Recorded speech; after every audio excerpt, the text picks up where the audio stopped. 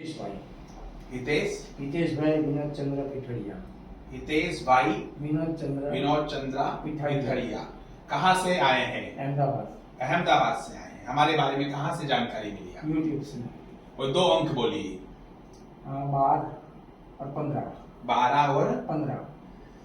12 और 15 जो अंक है ये कहता है कि एक तो आप अपनी पुत्री के संबंध में संतान संबंधी प्रश्न करने आए हैं, और दूसरा जो मूल प्रश्न है आपका, आप ज्योतिष विधा के जानकार हैं। कई विद्वान ज्योतिषियों के संपर्क में, भारत के कई विद्वान ज्योतिषियों के पास आप जाते आते रहते हैं, और आप मूल प्रश्न ये लेकर के आए हैं, क्या किसी का चेहरा देख करके उसकी जन्म कुंडली हूबहू बना देना संभव है क्या? आपकी जन्म कुंडली आपके पास है, आपकी जन्म कुंडली आपके पास है, लेकिन फिर भी आप मन में ये प्रश्न लेके आए हैं कि मैं जाकर के गुरुजी से पूछूंगा कि मेरी जन्म कुंडली क्या है, मेरी उम्र क्या है, और वो जाकर के पूछ करके फिर मैं देखूंगा कि क्या वास्तव में ये सत्य है, या कोई ऐसी साधना है, या कोई ऐसी कृपा है जिसके माध्यम से हम जातक का चेहरा देख करके उसकी जन्म कुंडली बना देते हैं। ये प्रश्न आपके मन में है, इस प्रश्न को लेकर के आप आए हैं। तो हम गुरु कृपा से, देखिए, हम ये जो सारी चीजें हैं गुरु कृपा के माध्यम से ही संभव है। हम ऐसा दावा नहीं करते कि हम आने वाले हर व्यक्ति की कुंडली बना देंगे।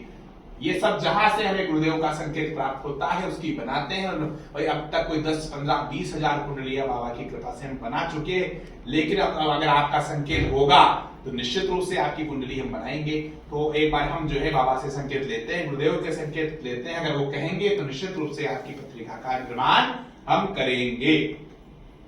कोई 2 फूलों के नाम बताइए। 2 फूल, गुलाब और करण। गुलाब और करण। करण।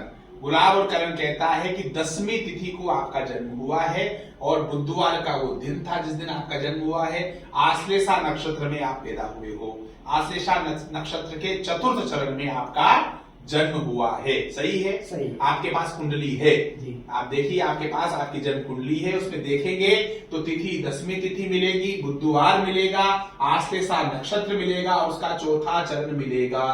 बरोबर। सही है? बरोबर। 11:11:45 हमें ज्ञात होता है। आपकी जन्म कुंडली में 30 मिनट 15 मिनट का अंतर है। बरोबर।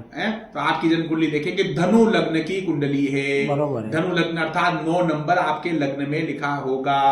हम आपकी कुंडली बना रहे हैं, आप उधर मिलान करिए। 9 नंबर में 9 नंबर खाली है, 10 नंबर खाली है, 11 खाली है, 12 चौथे भाव में शनि और बुध है। बरोबर है। 5वें भाव में जो है सूर्य और राहु है। बरोबर। 6ठे भाव में जो है आपका शुक्र है।